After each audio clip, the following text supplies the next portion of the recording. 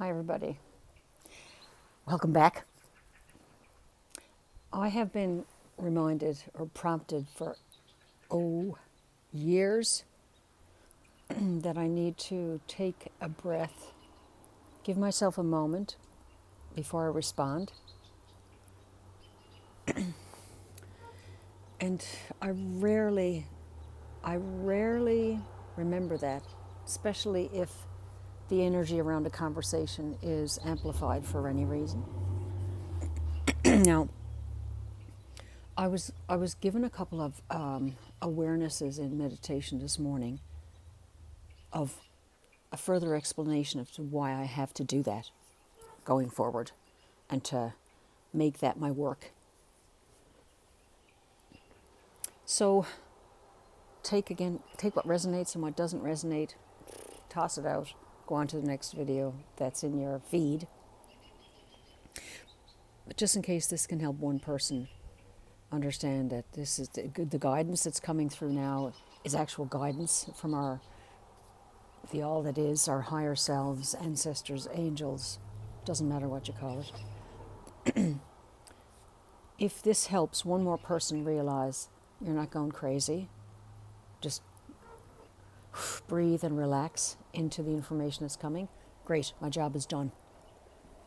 So what came this morning was the reminder for that.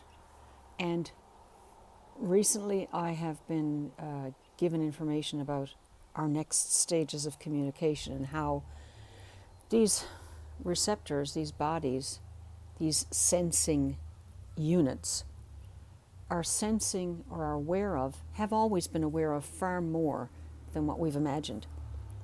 And that's being amplified now. And recently, past year or so, they've been talking about, through the sessions that we've been having as practitioners, that we're going to be, one of the awarenesses that's going to be opening up for everyone is the knowing if somebody's trying to pull the wool over your eyes.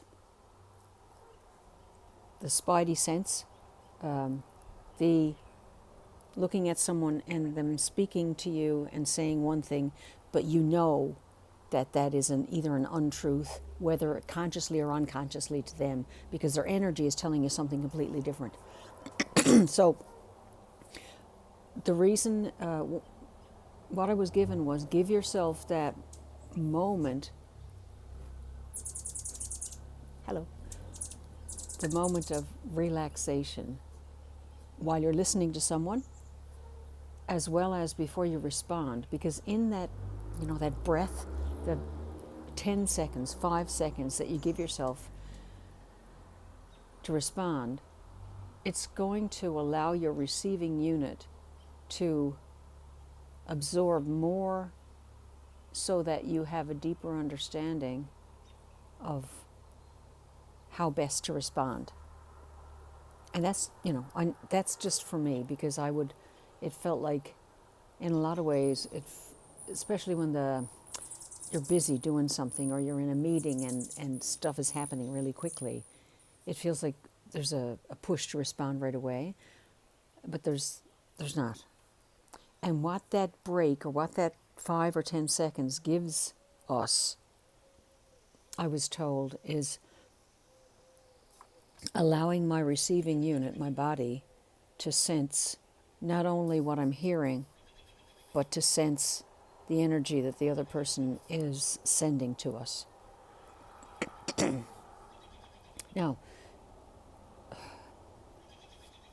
the other side of that, the accompaniment to that, was the fun bit. And what I was shown was, for me, on the receiving end of a conversation, any kind of dialogue or interchange with someone or something, the sensing unit will pick up more. And before I respond, before I speak, as I'm processing what's come into my awareness, like the hummingbirds now, as I'm processing that, the other person is also sensing and aware, either consciously or subconsciously, of what's happening for me. And by the time by the time I get to respond in words, the person already understands what's coming from us. They're already picking up on our energy. And this goes back to the communications training that I've had, where they talked about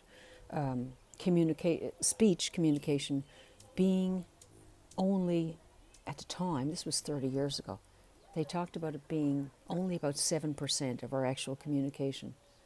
And the rest is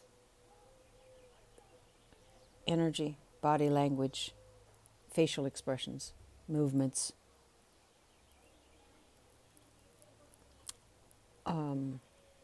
I'll say unsyllabated, that's not a word, syllabated.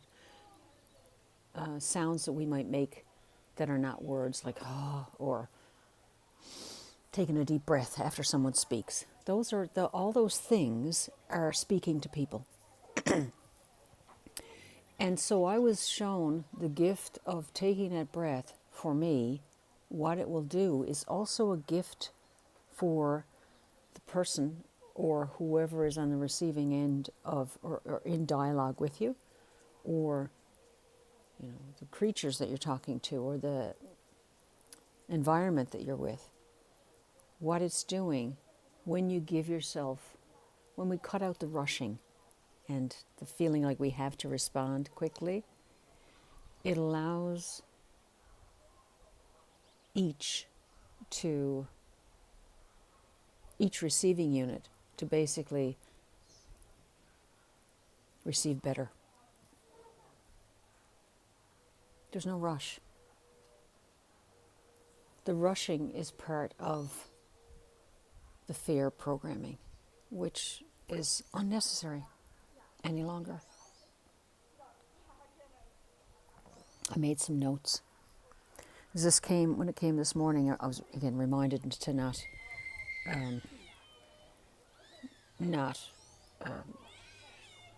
go forward without practicing this and incorporating it into the volunteer work that I do, and like daily communication with people. It's important. This is that nonverbal communication has always been here, and it is where we're going. And people's vibratory units, how we sense energy on this planet in this form, and which extends out beyond us, not just contained in this physical body, but out beyond us. The awareness of that communication is going to be ramping up for everyone. People are going to realize they're understanding people's intentions without the person ever saying a word. So your antenna, your transmitting and receiving antenna, is opening broader. Okay, just a moment.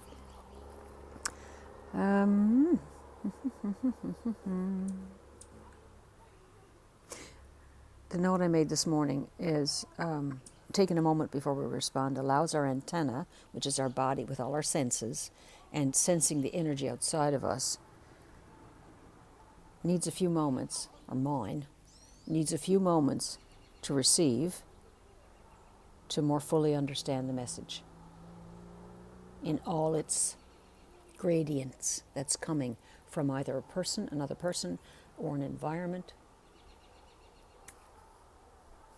creatures, prayer, meditation. I mentioned that. I've talked about that. I think note I made here is your body senses, sight, sound, hearing, taste, touch, smell, is your interface with the world around you. You are all so much more than what we imagine to be contained within and through our bodies. What else for that?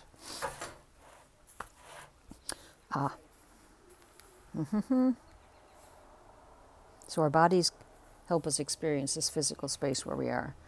And one of the examples that they gave for nonverbal communication, and this is, this is not, I don't want to reinvent the wheel. Well, I'm not going to reinvent the wheel for everybody, but the example, the analogy that they gave me, if there comes a time if I have to present this to a group of people, is to have people think about times, whether they've been with somebody else or in an environment in a park or at work, where they're feeling something. You can walk into a space and feel good and peaceful, at rest, relaxed, and all of how we feel is impacted, of course, by what we eat, how much sleep we get, what kind of stress we're under, what kind of stress we allow ourselves to take in, or just say, no, I'm done. So we can feel good in an environment, or when we're speaking to somebody, we know the people and the situations around us that help us feel peaceful, joy, all the good stuff, right? But all of us been in situations where, as you approach a situation or a group of people or an individual person or anything really, where you just, you're not quite sure. Nah. Or you just flat out, no, not going there. I'm not going there. And as all those things happen, it's not because anybody said anything, it's because our vibratory units, our bodies, our sensing units, our antenna is picking up energy in the environment around us. And so, maybe it's, my lessons in further exploring energy. So that's my job going forward. As of today, April the 22nd, Earth Day, 2025, is to give this vibratory vessel the 5 seconds, 10 seconds, however long it takes to take a breath, so that I can more fully appreciate the message that may be being sent, or appreciate and further understand, amplify the understanding of the energy that's happening around me, so that I can respond in the highest way possible for the highest good. Yes, the gift. The gift of giving myself a breath, a moment to breathe, to receive. Yes. Giving all the gift of peace. What a gift. I hope you all have a fabulous day. I hope you're all doing really, really well. And if this helps in any way, that's fantastic. Fantastic. Take care. Thanks for being here.